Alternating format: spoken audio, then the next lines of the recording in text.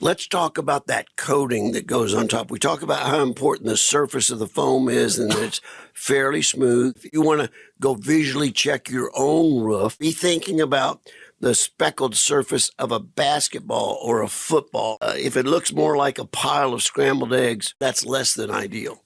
Correct. Orange peel is another good Orange example, peel is another great example of what would be the right look you want. It's nice and smooth. It allows not only the water to move off, but the dirt and dust and the landscape litter. All that scrambled egg stuff just catches all that stuff. So coating it varies.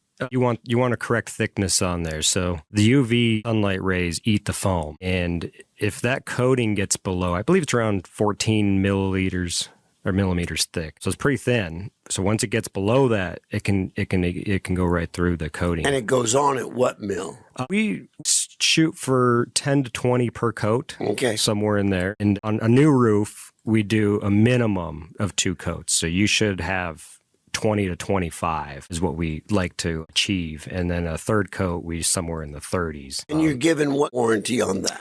With 2 coats, we give a 5-year, okay, and 3 coats, we give a 10-year. A lot of companies will give a 10-year with 2 coats. With this coating, it breaks down in the heat, and you're going to lose about a mil thickness every year. Oh, okay. So that's why you got to recoat them. So if you imagine you have 20 on there, and after 9 years, you're down to 12, 11, you're running the idea that you may not be able to recoat that roof after 10 years.